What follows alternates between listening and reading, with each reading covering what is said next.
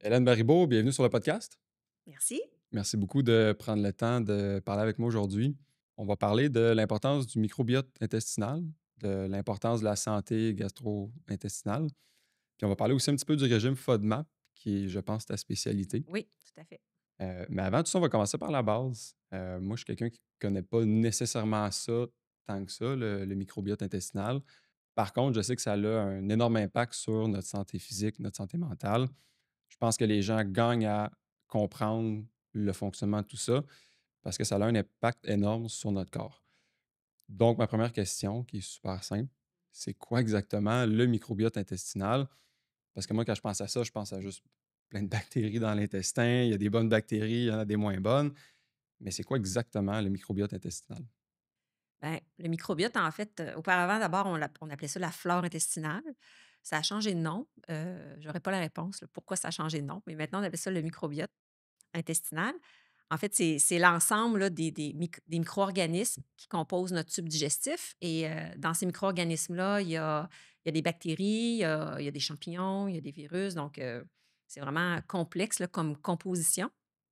Et puis, ce microbiote-là va avoir vraiment plusieurs fonctions là, dans notre organisme, là. Donc, c'est la composition du microbiote va avoir une influence sur notre santé immunitaire, notre digestion, le métabolisme.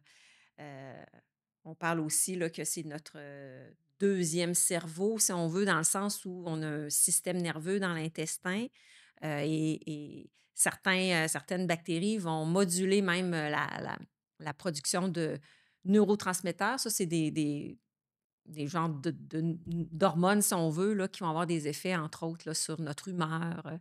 Donc, il y a beaucoup, beaucoup de fonctions qui viennent là, de ces micro-organismes. Puis, ben, dans le fond, il y a tout un équilibre hein, qu'il faut avoir. Là. Idéalement, il faut avoir beaucoup de bonnes bactéries. On dit ça souvent comme expression, puis moins de micro-organismes, disons, qui sont moins intéressants. Mais il y a tout, ils vivent, en fait, ça cohabite, il y a un équilibre. Puis, en fait, si l'équilibre est là, on va avoir des grands bénéfices là, sur notre santé. Puis, en termes de quantité, là, on aurait 100 000 milliards de micro-organismes, dans le fond, dans notre microbiote. C'est plus que le nombre de cellules dans notre corps. Fait que c'est une population vraiment, vraiment importante. Wow, c'est fou. Fait que comme tu disais, c'était un petit peu la même chose aussi que en fait, c'est la même chose que la flore intestinale qu'on appelait Oui, auparavant, là, ça a oui. changé de nom. Puis est-ce que ça se trouve seulement dans notre intestin? Est-ce qu'on en retrouve dans le côlon? Est-ce qu'on en retrouve Il y en a, en fait, dans toutes les parties de notre tube digestif. Là. Dans le fond, ça commence par la bouche. Là. On a quand même un bon microbiote là, oral.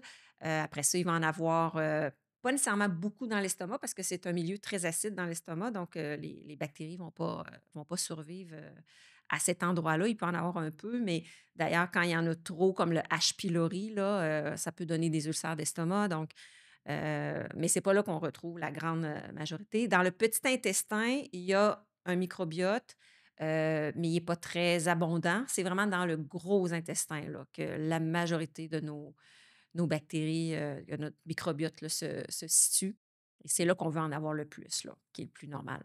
fait que c'est là que c'est bon de favoriser la population de bactéries au final, c'est un peu Oui, ça? oui, exactement. Il faut vraiment, on va en parler un peu plus loin peut-être, mais de nourrir, dans le fond, ce microbiote-là pour qu'il soit bien diversifié, qu'il soit abondant, parce que ça a plein de fonctions sur notre organisme. Là. On on parle des fonctions. C'est quoi les principales fonctions du microbiote? Ben, une fonction très importante, là, c'est la fonction immunitaire. Donc, il y a carrément là, des micro-organismes qui vont combattre des agents pathogènes. Donc, ça va être une première barrière là, pour pas qu'on soit infecté. Il y a aussi là, toute une interaction entre les micro-organismes et notre système immunitaire. Donc, il va y avoir une stimulation de notre système immunitaire là, de par là, ces micro-organismes-là. Ensuite, il y a une grosse partie digestion aussi, qui va se faire, grâce à nos micro-organismes, donc une partie de la digestion, là, parce qu'il y en a une qui se fait évidemment là, plus, grâce à l'estomac, au petit intestin, mais aussi il va y avoir, par exemple, les fibres, là, ils vont être métabolisés par, le microbiote. Puis il y a une certaine production de vitamines qui va se faire grâce aux bactéries. Il y a Ah ouais? certaines vitamines du groupe B notamment, qui vont être produits là, grâce à nos bactéries intestinales. Donc, fonction immunitaire, fonction, digestive. Ben, c'est sûr que la il y a toute la dégradation, là, des fibres, là, donc pour permettre une bonne élimination. Puis, il y a l'aspect, lequel qui me manque, immunitaire, gestion, métabolisme, il y a aussi l'aspect, là, où, il y a une production aussi de certains neurotransmetteurs qui vont agir localement, mais qui peuvent aussi, par une communication avec le cerveau, agir aussi au niveau de possiblement là, de notre cerveau. OK, fait que ça a vraiment beaucoup de fonctions finalement, là. Vraiment, vraiment Et ça peut beaucoup. créer ces en fait, ça peut faire des vitamines, les microbiotes Oui, sans ingérer, oui, exactement. Il y quoi a que ce une soit? synthèse de vitamines qui vient du microbiote. Ben, la majorité quand même de nos nutriments vient de notre alimentation, mais les bactéries sont capables d'en produire une certaine quantité. Fait que ça, c'est intéressant. Ça va pas remplacer mes suppléments ou mes légumes et Non, on mes peut pas fruits, là. penser à ça. Non, on peut pas. Ça, c'est pas à ce point-là. C'est bon. Fait qu'on comprend que c'est important d'avoir une bonne santé intestinale. Hem, Comment est-ce qu'on pourrait qualifier une bonne est-ce que ça se quantifie ou ça se qualifie, une bonne santé, intestinale? Ben, si on parle de microbiote, il n'existe pas encore de tests validés par la science pour dire, toi, ton microbiote est en santé, toi non, à part évidemment si, par exemple, tu as le C difficile, là, on a découvert dans tes selles que tu avais la bactérie C difficile ou la Giardia, tu sais, donc ça, c'est des parasites ou des bactéries nuisibles, là, on va dire, OK, il faut traiter. Mais sinon, ouais, c'est ça, les tests ne sont pas encore validés là, par la science pour dire que quelqu'un a un bon microbiote ou non. On va plus se fier, à des symptômes. Donc, par exemple, les gens qui ont l'intestin irritable, tu sais, on pense, dans la littérature, on voit qu'il y a une forte proportion de ces gens-là qui ont une dysbiose intestinale, un débalancement de la flore. Donc, certaines moins bonnes bactéries en plus grande quantité, certaines bonnes bactéries en plus petite quantité. Et que là, ça serait en partie la cause de leurs symptômes. Hem mais c'est ça, la recherche, là, vraiment évolue très vite dans ce domaine-là. Peut-être qu'un jour, on pourra vraiment donner un échantillon de sel et là, il y aura une analyse précise, puis tu sais, une interprétation là, de la qualité de notre flore. Mais là, ça existe, ces tests-là, mais disons qu'ils ne sont pas encore validés, puis ouais, validés par la communauté scientifique. Je comprends. Est-ce que c'est possible de calculer le nombre de bactéries? Là, c'est juste une question qui me vient en tête. C'est possible de calculer le nombre de bactéries que tu as dans ton microbiote? Ça se fait-tu? Oui, je pense que c'est un calcul qui peut se faire là, à partir d'un échantillon de sel, peut-être une extrapolation. Là. Puis, il y a quand même des critères qu'on connaît là, qui sont associés à une bonne santé du microbiote, dans le sens l'abondance des bactéries, combien tu as de bactéries dans ton microbiote, puis aussi la diversité. Diversité, abondance, c'est deux critères de qualité, mais ce n'est pas du tout des tests qui se font là, en allant chez le médecin. Là. Ça va être dans les études scientifiques où, par exemple, ils vont partir là, de cette évaluation-là là, de la quantité de bactéries qu'il y a dans la flore intestinale, par exemple, des sujets là, de l'étude. Mais ce n'est pas encore des tests qui sont accessibles. Non, c'est ça. OK, bon, je comprends. Dans le but de comprendre, c'est quoi exactement qui pourrait impacter négativement mon microbiote? Vite comme ça, moi, il me vient à l'esprit, tu sais, est-ce que l'alcool, le sucre, les produits transformés, est-ce que c'est des choses qu'on devrait éviter pour garder une bonne flore intestinale? Ben, si on parle de ce qui peut nuire, à la flore intestinale, au niveau alimentaire, ben, le premier critère, c'est le manque de fibres alimentaires, le manque de végétaux. Parce que dans le fond, nos bactéries vont se nourrir, des fibres qui sont dans notre alimentation. On appelle ça les prébiotiques aussi, donc pas probiotiques, mais prébiotiques. Donc c'est de la nourriture de bonnes bactéries et ça, on retrouve ça dans les végétaux sous forme de fibres. Donc, on le sait là, que dans les pays industrialisés, notamment, ben, le Canada fait partie de ces pays-là, la part en fibres n'est pas suffisamment élevée. On parle, moi, quand je fais des évaluations nutritionnelles, là, on est souvent autour de 10 à 15 grammes de fibres dans l'alimentation des gens, puis on devrait en consommer de 25 à 38 grammes, là, selon qu'on est Ah, un quand homme ou même, une hein? femme. Fait qu'on est presque déficient à 50 là, au niveau des fibres parce qu'on mange un peu trop raffiné, pas assez de fruits, de légumes, de légumineuses, de noix, de graines et de grains complets. Donc, l'apport en fibres, c'est vraiment ce qui va le manque de fibres, ça va être le premier facteur là, qui va nuire à la on va dire à la santé de notre microbiote. Ensuite, des excès notamment, d'alcool. L'alcool, c'est quand même un un aliment qui est dur pour toutes les parties de notre tube digestif, là, pour le foie, pour l'intestin, pour l'estomac. Tu sais, c'est en quantité évidemment, trop élevée, bien qu'il y a des gens qui sont ultra sensibles, puis même une consommation, ça marchera pas. Donc l'alcool va être un irritant. On classe ça dans la catégorie des irritants. La caféine en est un autre. Encore là, c'est pas tout le monde qui va avoir des impacts négatifs de la caféine. Mais la caféine, il faut savoir que ça augmente la production d'acide dans l'estomac, qui n'est pas toujours bénéfique pour ceux qui ont déjà des brûlures d'estomac ou des reflux gastro-œsophagiens. La caféine aussi, c'est un excitant, là, on le sait, hein, on prend ça un peu pour se stimuler, là, un stimulant plutôt qu'un excitant. Et chez ceux qui ont l'intestin très sensible et réactif, ça pourrait les amener à aller plus à la toilette et rapidement. Donc, pour d'autres, ça peut être intéressant parce qu'ils ont tendance à la constipation. Un peu de caféine va aider, mais pour d'autres, c'est plutôt l'inverse. Ça va les amener à avoir des selles molles puis fréquentes. Donc, trop de caféine, trop d'alcool, c'est pas super. Le manque de fibres. Ensuite, là, on rentre dans des choses qui ne sont pas toujours, prouvées officiellement, mais de plus en plus, on voit que certains additifs alimentaires pourraient nuire à la composition du microbiote. Mais bon, c'est sont pas encore officiellement, tu sais, identifiés, puis encore là, il y a une question de quantité, mais il y a des études dans ce sens-là pour voir s'il n'y a pas des additifs alimentaires qui pourraient nuire à notre microbiote. Donc c'est sûr que, hem, une recommandation pour tout le monde devrait être quand même d'essayer de manger le moins ultra transformé possible, là. Ultra transformé, on parle là, des produits là, qui ont une liste d'ingrédients très longue et qu'on ne reconnaît pas plusieurs substances. Donc, faire attention à ça. Tous les faux sucres aussi, là, les succédanés de sucre, certains pourraient aussi venir possiblement débalancer notre microbiote intestinal. Donc, dans le fond, ça revient à dire que les excès d'irritants comme l'alcool, le café et une alimentation à tendance un peu trop ultra transformée, là, ça va être, ça risque de nuire à notre santé intestinale. Fait que le mot, c'est l'excès. C'est tout le temps en modération, là. C'est À tout le chaque temps épisode que je fais, l'excès. c'est tout le temps Oui, l'important, c'est la modération. Quand tu vas oui. dans l'excès, c'est tout le temps là que tu retrouves des Exactement, tu problèmes, là. sais, je donne souvent un exemple aux gens. Si vous avez, par exemple, mangé un bon souper, il y avait des légumes, il y avait peut-être, je sais pas, du quinoa, puis bon, après le repas, si vous prenez un petit sac de bonbons, bon, tu sais, encore là, ça dépend si vous pourriez avoir une intolérance au sucre dans les bonbons, ça, c'est sûr.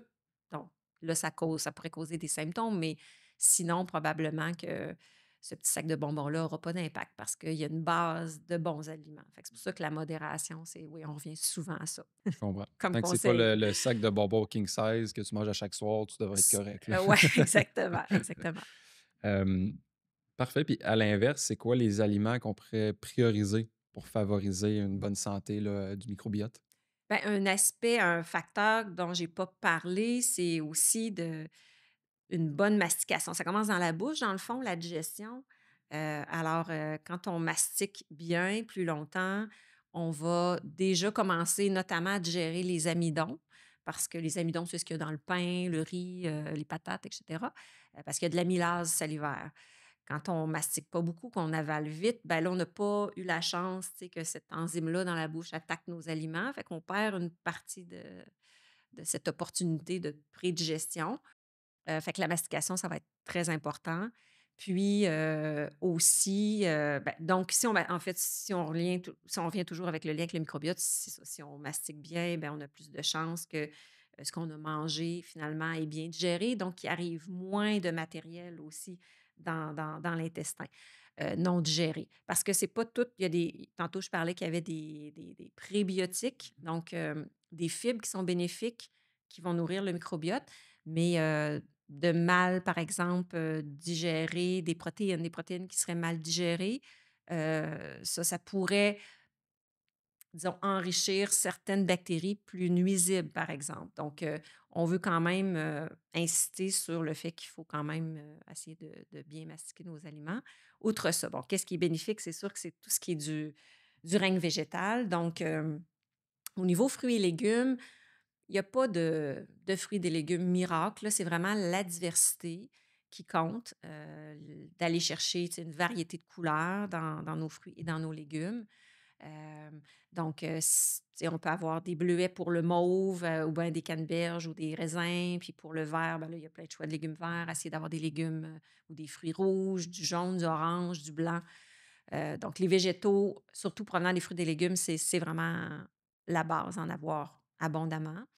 Puis après ça, il y a toutes les autres catégories là d'aliments du règne végétal, les noix, les graines, qu'il faut quand même bien mastiquer parce qu'ils contiennent des fibres, qui sont assez, coriaces, donc on revient toujours à la mastication. Il y a les légumineuses, qui sont très bénéfiques, mais pour ça, pour bien traiter les légumineuses, faut être équipé aussi en enzymes spécifiques. Et les gens qui ont l'intestin irritable, des fois, les gaz qui peuvent être produits par les légumineuses, là, ça pourrait donner des douleurs au ventre. Ça, c'est chez ceux qui ont l'intestin irritable. Fait que c'est à c'est à c'est à identifier, là, parce que c'est pas tous les gens qui ont le côlon irritable qui ont de la misère avec les légumineuses. Mais si on les digère très bien, bref, c'est très bon pour notre microbiote. Donc fruits et légumes, noix et graines, légumineuses et puis il y a, les grains complets. Ça inclut, bon, il y a le blé évidemment, là, le blé intégral. Encore là, il ne faut pas avoir d'intolérance, aux composants du blé, mais si ça va bien, c'est bénéfique. Après ça, il y a l'avoine qui est très positive, là, pour le microbiote, autant chez les gens qui ont le côlon irritable que ceux qui ne l'ont pas. OK, ça, j'étais pas au courant. Ah ouais. Ouais, le gruau, là, le fameux, ouais, l'avoine. C'est très, très bénéfique. Après ça, on a le riz, mais le riz complet, le riz brun ou le riz rouge ou le riz sauvage. Heu, le maïs, s'il est bien encore là, s'il est bien mastiqué, il va être intéressant parce que sinon il va passer tout droit. Hem, Dans les grains complets, il y a le quinoa, on a aussi le sarrasin, le millet, bref, c'est pas mal l'orge aussi. L'orge qui est un autre grain complet qui va être bénéfique pour le microbiote. Fait que beaucoup d'aliments du règne végétal, finalement. Fait qu'il y a quand même beaucoup d'aliments qu'on peut essayer de prioriser un petit peu pour favoriser. Oui, Hem, on revient beaucoup aux fibres. oui, Les fibres, d'après moi, c'est important, de ce que je comprends. oui, oui, très. Puis pourquoi c'est important, les fibres? Ben, dans le fond, c'est ça, ils ont plusieurs rôles, là. D'abord, il y a 2 types de fibres. Il y a les fibres, insolubles. C'est des fibres qu'on va retrouver, un petit peu plus, là, dans les légumes crus, dans le blé, justement, dans les noix, dans les graines. Des fibres qui sont, un petit peu plus, rigides, donc qui sont non solubles dans l'eau. Donc, des fibres qui vont avoir un côté un peu plus laxatif. Ils vont avoir une capacité là, d'absorber de l'eau puis, de favoriser l'élimination. Et il y a les fibres, solubles qu'on va retrouver plus justement dans l'avoine, dans le sarrasin. On en a aussi dans l'orge, dans certaines légumineuses, qui vont avoir un rôle, oui, aussi sur l'élimination intestinale, mais des bienfaits, ils vont avoir tendance à avoir un rôle peut-être un petit peu plus prébiotique, nourrir les bonnes bactéries. Donc, ça va être intéressant aussi de privilégier, d'avoir en fait, quand on varie bien tous ces groupes alimentaires, on obtient les 2 types, de fibres finalement, là. Puis les fibres, est-ce que c'est qu'ils nourrissent le microbiote ou c'est Ils qu'ils font aident ça. à la digestion? Ils ont le rôle de nourrir le microbiote, particulièrement là, les fibres solubles.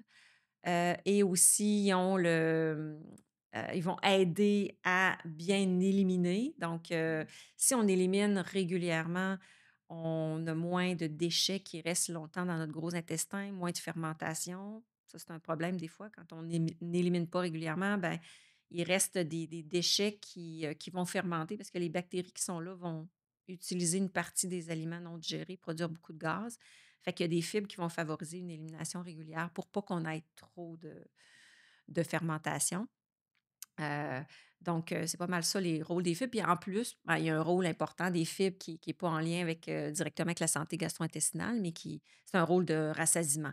Donc, quand on mange des fibres, on est plus rassasié, donc on a moins de chances d'avoir faim tout le temps. on risque aussi, on a plus de chances d'avoir une glycémie stable, donc moins de c'est ça, moins de peut-être de possibilité d'avoir des rages alimentaires. Donc les fibres vont contribuer à la satiété, au rassasiement. Fait que c'est important aussi d'en avoir pour ça. OK, ça fait 2 épisodes que je fais puis que les fibres reviennent Ils souvent, là. reviennent, Fait que oui. de ce que j'ai compris, c'est important, faut en manger. Il faut en manger, puis si on est quelqu'un qui en mangeait pas beaucoup, là, tu sais, j'ai nommé les sources, c'est OK, j'en mange pas assez. Il faut vraiment les augmenter graduellement parce que justement, ça demande un traitement particulier, ces fibres-là, là, avant qu'elles jouent leur rôle, là. Donc, si on n'est pas habitué d'en manger, on pourrait avoir temporairement un phénomène de ballonnement, là, tu sais, il pourrait un peu trop fermenter ou bien, ça pourrait être un peu trop laxatif rapidement pour certaines personnes. Donc, on augmente graduellement, mais à un moment donné, on a le microbiote qu'il faut pour traiter ces fibres-là et on profite des avantages. Fait que, mais il faut juste procéder, en étapes.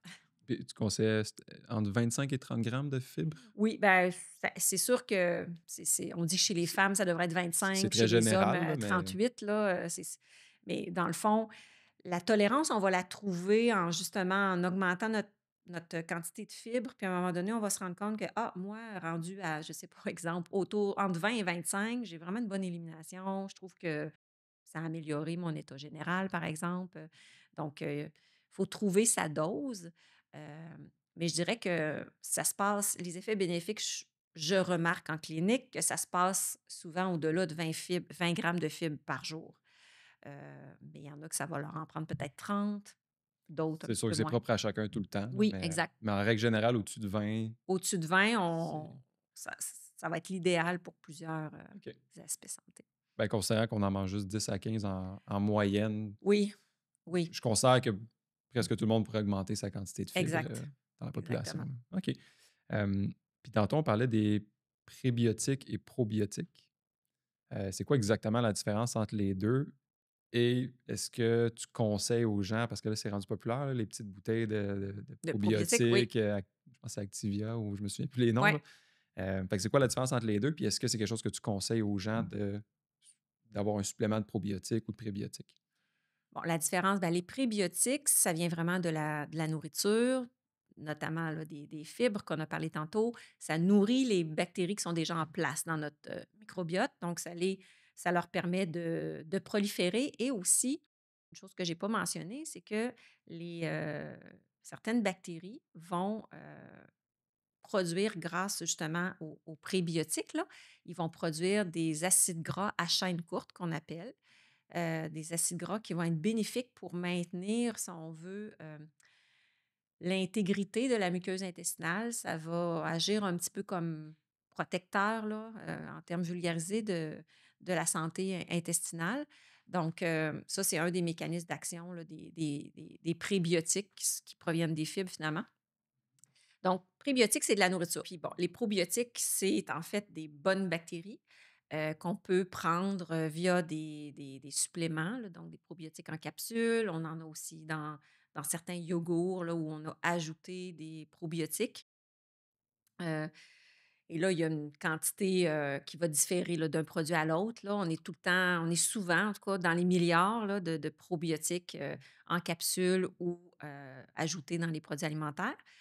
Mais il y a aussi une source qui est naturelle, c'est les aliments lacto-fermentés, comme, les légumes lacto-fermentés, il y a la choucroute, le kimchi là, qui est un peu plus populaire depuis quelques années, mais il y a aussi des carottes lacto-fermentées, des betteraves. Donc, tout ce qui est lacto-fermenté va contenir, des probiotiques à cause de la lacto-fermentation. On a le fameux kombucha qui en contient aussi. Il va en avoir même dans les yogourts là, standards, végétal ou non. On va en retrouver, un petit peu aussi dans les fromages.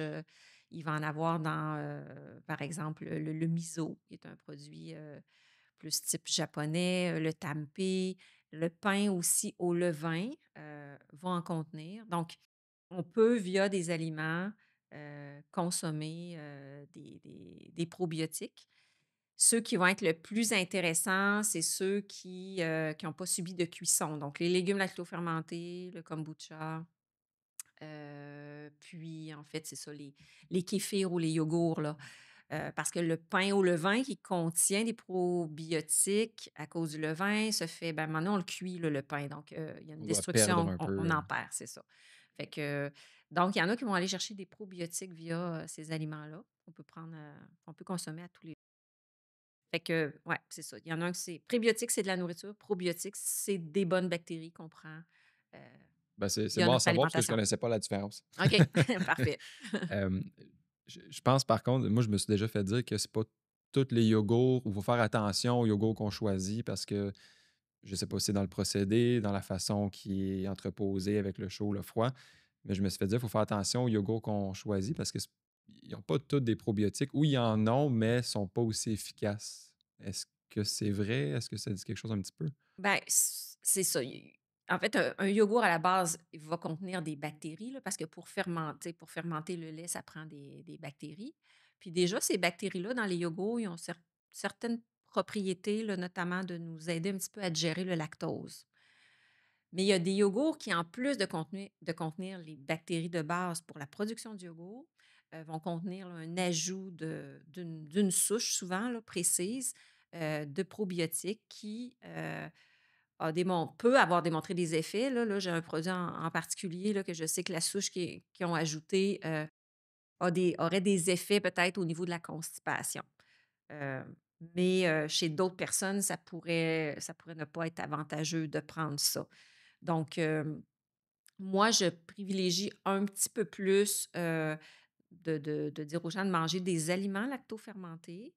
Puis, si vraiment il y a un symptôme particulier, là, exemple, quelqu'un souffre vraiment de diarrhée à répétition, là, on connaît des souches plus en supplément là, qui vont aider là, à réduire les diarrhées. Notamment le Biocoplus, le Florastar, ça, c'est des marques de produits là, qui contiennent des souches qui ont une documentation scientifique pour réduire les diarrhées, notamment les diarrhées associées aux antibiotiques, parce que quand on prend des antibiotiques, ça peut arriver là, qu'on a des diarrhées. Donc, fait que c'est ça. Je préfère aliments lactofermentés plutôt que les yogourts avec ajout de probiotiques. Et à l'occasion, quand c'est pertinent, là, des suppléments de Des suppléments probiotiques. là, de OK. Ouais. OK. Je pense que c'est l'été passé, je mangeais un peu, justement de la choucroute que Oui, j'ai acheté. Je savais qu'il y avait un bienfait, mais là, je le comprends plus, là, le bienfait de tout ça. Fait que, à prioriser, le kimchi aussi, comme tu disais, qui est oui, rendu oui, super populaire, là. oui. Fait que ça, c'est super intéressant. Fait que ça, c'est des bons trucs. Moi, je voulais comprendre un petit peu la relation entre le microbiote et la santé mentale ou le système nerveux. Je pense qu'il y a une certaine corrélation en quelque part là-dedans. Hem, fait que c'est quoi exactement la relation entre le microbiote et le système nerveux? Ben, en fait, on sait que l'intestin abrite un système nerveux entérique qu'on appelle. Donc, il y a un système nerveux dans l'intestin. On a notre système nerveux central aussi. La science sait que les deux communiquent ensemble. Ce qu'on ne sait pas tout à fait, c'est comment elle se fait exactement, cette communication-là. Hem, il y a dans les études certaines corrélations qui commencent à sortir, entre autres, que plus on a de certains types de bactéries dans l'intestin, là, notamment là, une bactérie qui ressort, là, la Faecalibacterium, moins sévères, pourraient être les symptômes, dépressifs. Et moins on en a, plus on pourrait avoir des symptômes dépressifs. Mais c'est une corrélation, fait que c'est pas un lien de cause à effet, mais ça nous indique qu'il y a une communication entre les 2 systèmes nerveux. On va dire, le cér que qu'on parfois on va appeler un petit peu en termes vulgarisés qu'il y aurait un deuxième cerveau dans l'intestin, là. Donc c'est ça, que ça pourrait, communiquer, ensemble, mais on ne sait pas exactement comment. Il y aurait une communication, via peut-être des signaux nerveux, via des hormones, via le système immunitaire. Donc il y a vraiment beaucoup de recherches là, de pointe là, pour tenter de comprendre la communication entre ces deux entités-là, si on veut. Puis, si on regarde, mettons, du côté du syndrome de l'intestin irritable, où les gens ont, tu sais, des douleurs au ventre, des selles qui sont, souvent, très, très variables, là, molles ou trop dures, puis des ballonnements et tout ça. Maintenant, c'est quand même assez bien reconnu que le syndrome de l'intestin irritable, heu, serait un syndrome du désordre de l'axe cerveau-intestin. C'est comme si la communication entre le système nerveux central et le système nerveux entérique est dysrégulée ou déréglée, si on veut. Heu et là, c'est la poule ou l'œuf. Est-ce que ça partirait c'est à cause que le microbiote est débalancé qu'il y aurait des influx ou une influence sur notre cerveau ou si c'est les stress de la vie qui finalement influenceraient là, notre santé intestinale? Donc, c'est bidirectionnel, mais d'une personne à l'autre, quel est le point de départ? C'est pas clair non plus. On sait que dans le syndrome de l'intestin irritable, le stress n'est pas la cause du syndrome, mais c'est un aggravant. Donc, ça communique ensemble. Mais comment ça communique? Puis c'est quoi tout ce qui comment toutes les molécules qui influencent l'un et l'autre, agissent ensemble, là, C'est pas encore clairement c'est pas clair. défini, là. C'est pas OK. clairement, défini. OK, mais ça serait intéressant de voir peut-être dans les prochains mois, prochaines années, voir un petit Oui, peu plus les études qui vont ressortir. où on en est Hem, rendu effectivement. c'est ça, tu sais, je pense qu'on réalise pas à quel point parce que comme là, je le réalise de plus en plus là, avec notre conversation, mais que le microbiote a un effet incroyable et en fait un très grand effet sur le corps, autant au niveau physique qu'au niveau mental. Tu sais, tu nous as donné justement des bons trucs par rapport à comment aider notre flore intestinale. Je peux dire flore intestinale, c'est pareil comme le microbiote, hein? Oui, mais je pense qu'il faut, désormais dire microbiote OK, on va se tenir là, à microbiote, c'est bon, on va s'en c'est tenir bon. à microbiote. C'est le Pour bon avoir les terme. bons mots, là, on va utiliser les Les bons bons termes. mots. Puis, ben, là, c'est ça, justement, on parle un petit peu du syndrome de l'intestin irritable. Dans mon entourage, je réalise que, bon, il y a de plus en plus de monde qui ont des problèmes, pas nécessairement le syndrome de l'intestin irritable, mais qui ont des problèmes peut-être d'inflammation, des problèmes à l'intestin, des crampes, problèmes digestifs, peu importe. Hem, Ça fait 25 ans, je pense, que tu es nutritionniste, que ton expertise, c'est dans justement tout ce qui est troubles digestifs, le régime FODMAP et tout. Mais est-ce que tu as remarqué qu'aujourd'hui, est-ce qu'on a une hausse de gens qui ont des problèmes digestifs? Est-ce qu'il y a plus de gens aujourd'hui qui ont des problèmes au niveau de la digestion ou au niveau du microbiote? Ben, c'est sûr que moi, j'ai un biais parce que je reçois que des gens qui ont des troubles digestifs en consultation, puis ben, j'ai de plus en plus de monde qui me consulte pour ça, mais ça ne veut pas dire que nécessairement qu'il y a plus de monde qui en sont atteints. Par contre, c'est sûr qu'il y a plus de connaissances, il y a plus d'informations qui circulent sur les troubles gastro-intestinaux. Il y a quand même de plus en plus de tests là, pour détecter les différentes problématiques gastro-intestinales.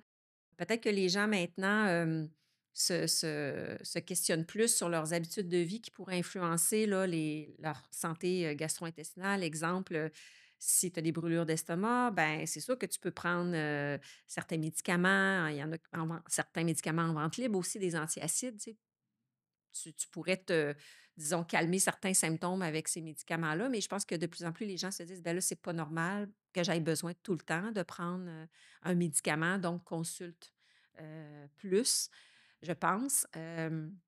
Donc c'est ça, plus d'informations, on en parle plus et ça amène peut-être les gens à plus consulter. Est-ce qu'il y en a plus? J'ai pas de statistiques dans le temps, là. Puisque le stress, c'est souvent un facteur contributeur, bon, je pense que le niveau de stress diminue pas, là, au Non. plus les années avancent, fait que peut-être que les symptômes sont plus intenses.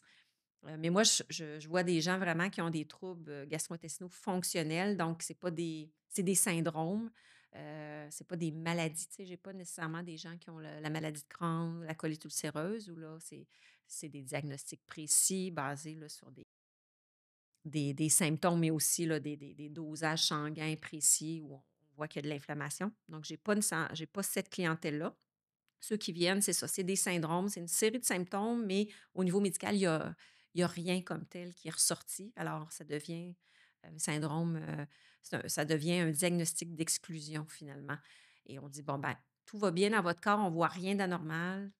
Ça doit être le syndrome de l'intestin irritable. Moi, c'est le type de personne là, que je vais voir. Je comprends. Mais tu sais, je pense que les gens aujourd'hui sont de plus en plus conscients de leur bien-être en général, ben, d'où l'idée un petit peu du podcast aussi, d'aider à éduquer les gens dans ce domaine-là ou dans ces facettes-là. Tu sais, moi, je me disais aujourd'hui, on a plus de produits transformés sur les tablettes. Les gens tentent de manger mieux, mais même des fois, quand tu essaies de te tourner vers des produits qui semblent santé sur l'emballage, quand tu retournes de l'autre côté, oups, finalement, il y a des ingrédients qui peuvent être justement des irritants pour le microbiote. Fait que, tu sais, moi, dans ma tête, bon, on n'a pas, c'est pas écrit noir sur blanc, mais je trouvais qu'il y avait peut-être un petit peu plus de gens aujourd'hui qui avaient des problèmes gastro-intestinaux du fait que plus de produits transformés, comme tu as dit, le stress, je pense qu'on n'est pas moins stressé qu'avant. Je dirais qu'il y a quasiment plus de stress autour de nous. Tu sais, peut-être que l'alcool est plus accessible, les gens sont peut-être un petit peu plus sédentaires aussi. Fait que bref, je pense que les gens se questionnent de plus en plus sur la santé gastro-intestinale, le microbiote. Puis là, aujourd'hui, on a eu des super bonnes pistes de solutions. Euh, je pense qu'un des problèmes qui revient le plus souvent, c'est le syndrome de l'intestin irritable. Je pense que ça touche entre 10 et 15% de la population, c'est ça? Oui, oui, exactement. C'est énorme quand même, là. C'est énorme pour une seule problématique là, C'est c'est c'est intestinale, là. c'est beaucoup. Mmh. Puis bon, évidemment, toi, tu te spécialises là-dedans. Hem, je me dis, il y a possiblement des auditeurs qui vont nous écouter qui, eux, ben, pensent peut-être avoir ce syndrome-là ou qui savent qu'ils ont ce syndrome-là. Peut-être pour ceux qui ne sont pas certains de savoir c'est quoi exactement le syndrome de l'intestin irritable, est-ce que tu peux expliquer un petit peu c'est quoi exactement? Oui, en fait, c'est ça, c'est une série de symptômes. Il y a des critères vraiment, des critères diagnostiques, mais qui sont basés sur les symptômes, là, qui existent, là. Alors, le symptôme qui doit être absolument présent pour dire que quelqu'un souffre de syndrome de l'intestin irritable, c'est qu'il y a une douleur abdominale récurrente, on va dire au moins une fois par semaine, en moyenne, depuis les 3 derniers mois et que cette douleur-là, elle est associée à 2 des critères que je vais vous nommer là. C'est associé à la défécation, donc la douleur, tu sais, apparaît ou disparaît lorsque la personne va à la toilette. Ça pourrait aussi, il faut qu'il y ait un deuxième critère comme je le mentionnais, mais que la douleur aussi est associée à un changement dans la fréquence des selles. Donc, la personne va se mettre à avoir mal au ventre quand elle réalise qu'elle n'est pas allée à la toilette aussi souvent ou quand elle est allée 4 fois dans sa journée. Donc, il y a une question de fréquence aussi. Fait que c'est, là, j'ai dit qu'il y avait 2 des 3 symptômes, mais là, il me manque le troisième symptôme. En tout cas, ça a un lien avec, la fréquence des selles et la forme des selles aussi, mais il faut que la douleur soit là. Les symptômes comme, les ballonnements, les gaz font pas partie des critères diagnostiques, mais c'est souvent des symptômes qu'on va voir en plus là, de la douleur puis des selles de la fréquence et de la forme des selles là, qui changent. Donc, mais quelqu'un qui aurait, par exemple, juste du ballonnement, on ne pourrait pas parler d'un syndrome de l'intestin irritable. Mais évidemment, là, moi, je ne suis pas médecin, donc il faut vraiment passer par son médecin pour arriver à avoir ce diagnostic-là.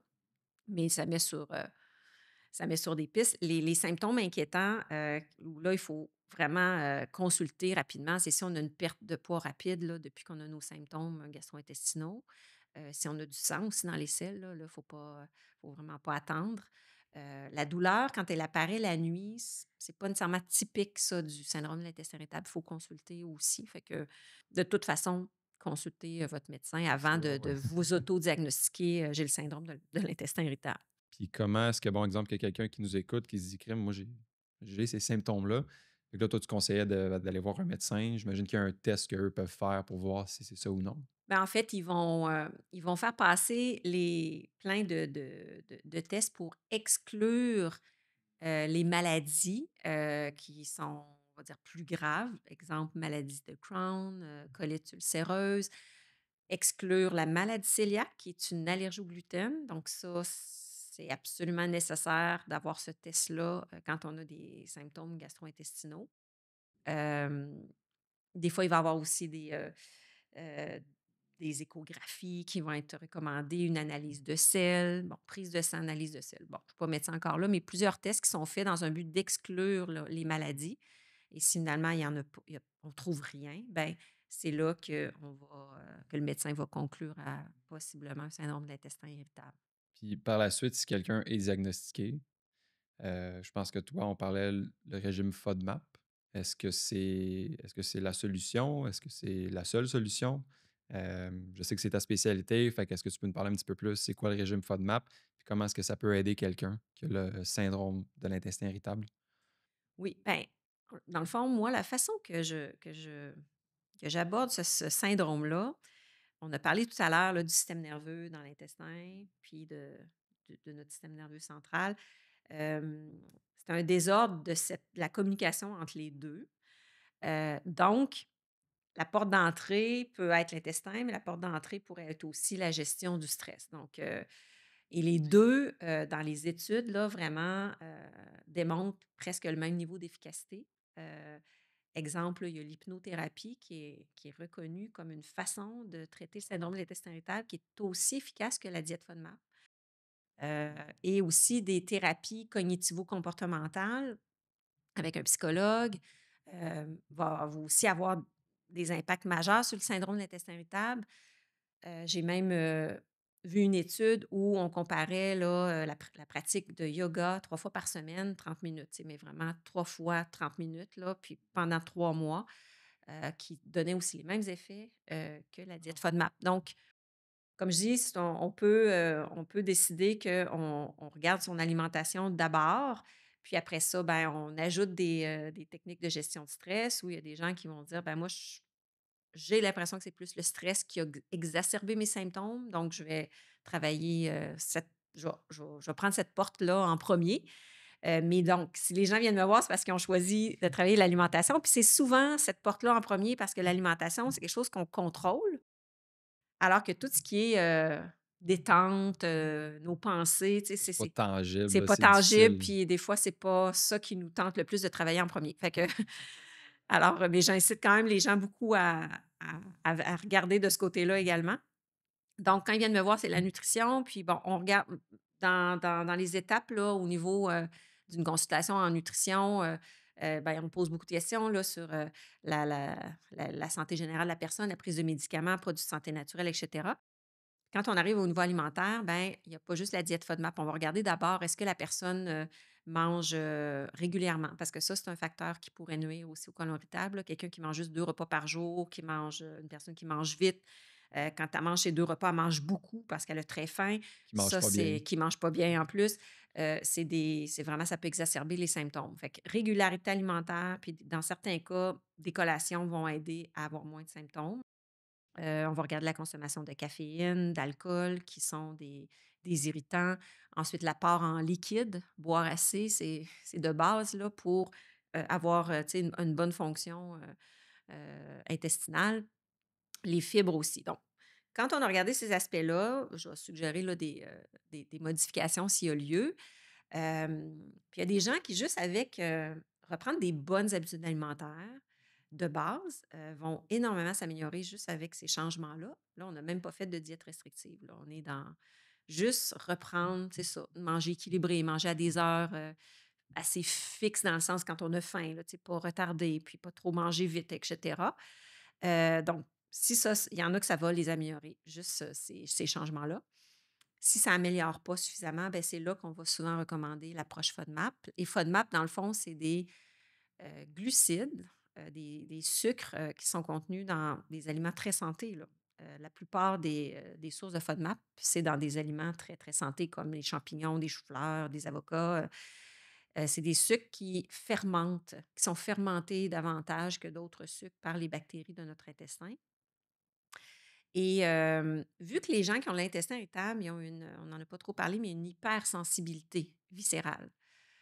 Ils perçoivent plus que d'autres la douleur dans l'intestin. Donc, tu peux avoir une personne qui a le côlon irritable, qui a un ballonnement, elle, ça va y faire mal, alors que la personne à côté, elle peut être autant gonflée, puis ça, il fera pas mal.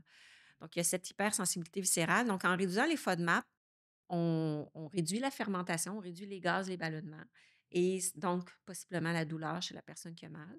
Il y a des FODMAP aussi qui vont être mal digérés, le lactose notamment, c'en est un. S'il est mal digéré, ben, il peut encore là, tu sais, amener une production de gaz excessif et là, donner de la douleur. Il y a aussi des FODMAP qui vont créer un appel d'eau dans les intestins quand ils ne sont pas bien digérés. Et en ayant plus d'eau dans l'intestin, ça pourrait donner plus de diarrhée. Donc, alors encore là, ben, on pourrait avoir un impact sur les symptômes là, de selles fréquentes et molles ou l'urgence d'aller à la selle. Ça va être un symptôme qui va s'améliorer beaucoup souvent avec la diète FODMAP. Donc, gaz, ballonnement, urgence d'aller à la selle, beaucoup de sel. Euh, Heu, mais l'approche FODMAP, c'est important de savoir qu'il y a 3 étapes, puis il faut vraiment suivre ces 3 étapes-là, donc puis se faire aider par quelqu'un qui connaît, un nutritionniste qui connaît bien les FODMAP. Première étape, on réduit l'apport en FODMAP, donc je peux rapidement redire les sources, là, donc le blé, c'en est une source de FODMAP, l'ail, l'oignon, ça c'est difficile, mais il faut vraiment diminuer ça, les légumineuses. Les produits Ensuite, fermentés, j'imagine? les produits fermentés, certains, mais il y en a qui vont être OK. encore, corrects. Il faut réduire, dans les légumes, c'est, les choux-fleurs, les champignons, les avocats, patates douces, pas trop de céleri non plus. Dans les fruits, c'est les pommes, les poires, les fruits séchés, les mûres, les melons, surtout melons d'eau, il va falloir réduire. Dans les noix, on a juste noix d'acajou, pistache. Alors c'est sûr, ça paraît toujours impressionnant, là, tout ce qu'on doit diminuer, et même enlevé à prime abord, mais il y a énormément d'alternatives maintenant. Donc, les pains qui sont faibles en FODMAP, c'est les pains au levain. C'est les pains sans gluten, parce que FODMAP, hein, c'est pas gluten, c'est une autre molécule. Dans le blé, il y a deux molécules, le gluten et les fructans. Puis la partie fructan qui est dans l'amidon du blé, c'est celle-là qui est un FODMAP et qui peut causer des problèmes. Donc, on peut aller vers des pains sans gluten parce qu'ils n'auront pas de blé, donc pas de fructans.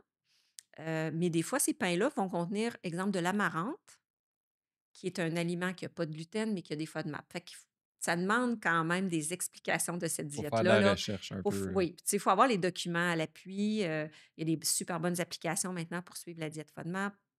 Donc, beaucoup d'alternatives, mais il faut bien les connaître puis bien comprendre le concept de cette diète-là. Fait que phase 1, on réduit à peu près pendant un mois les aliments riches en FODMAP. La phase 2, on va faire des tests. Là, on va tester un aliment d'une catégorie de FODMAP par semaine.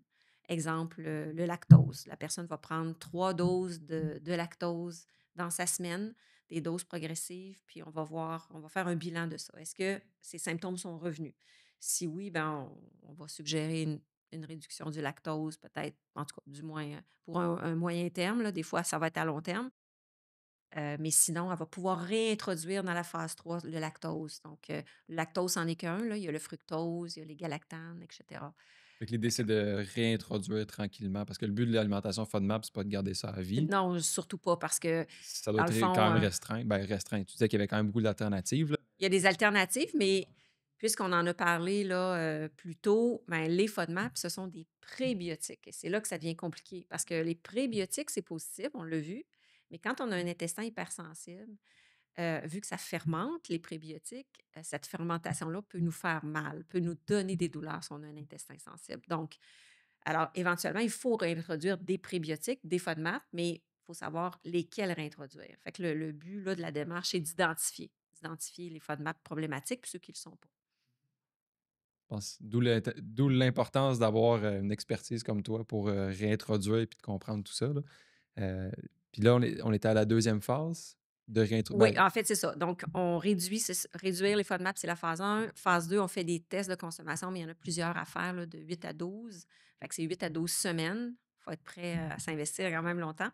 Puis après, la phase des tests, là, c'est la phase de réintégration. Donc, la personne va remettre dans son alimentation les groupes de FODMAP qui n'ont pas causé de symptômes lors des tests.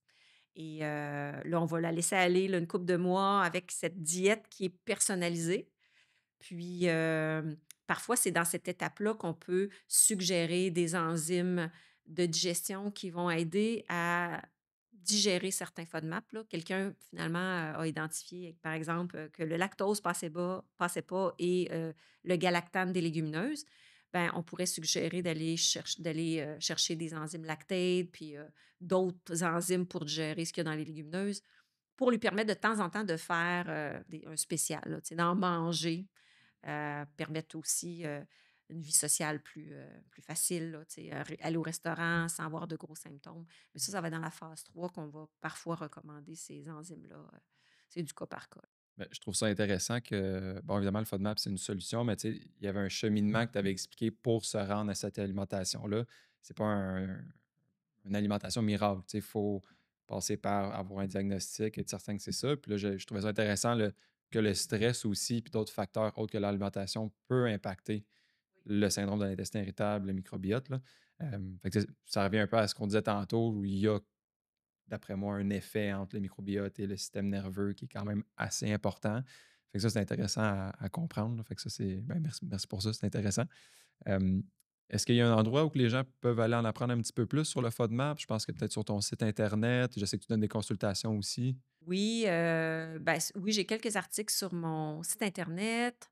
Moi, je recommande souvent, ben, c'est en anglais, mais maintenant, on a juste à faire, dans Google, la traduction, là. Fait que c'est, ben, le site de l'université Monash sur la diète FODMAP parce que à l'origine, là, ce concept-là de la diète FODMAP, là, vient d'une nutritionniste, australienne, là, Sue Shefford. Je ne sais pas si je prononce bien son nom, qui a mis de l'avant là, ce concept-là, puis ça a été beaucoup étudié. Donc, l'Université Monash sont toujours à jour aussi sur les quantités de FODMAP dans les aliments.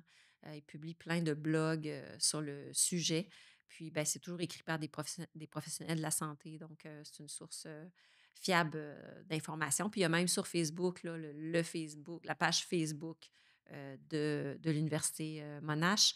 Puis moi aussi, sur ma page Facebook professionnelle, là, j'essaie 2 fois par semaine environ de donner des informations, plus de détails sur tout ça. Où est-ce que les gens peuvent aller te suivre? Tu as ta page Facebook? Ma page Facebook, je suis aussi sur Instagram, puis mes consultations, en fait, c'est par vidéoconférence avec Zoom. Donc, les gens peuvent consulter mon site, internet, prendre rendez-vous, via la section consultation sur mon site internet, et à ce moment-là, on peut se rencontrer virtuellement, puis, je peux donner les conseils appropriés, là, aux gens qui ont ces problématiques-là. Bon, ben, c'est excellent. Ben, merci beaucoup, pour ton temps, Hélène. C'est super apprécié. Je pense que c'était, une conversation, ben, très intéressante. Moi, j'en ai appris quand même beaucoup.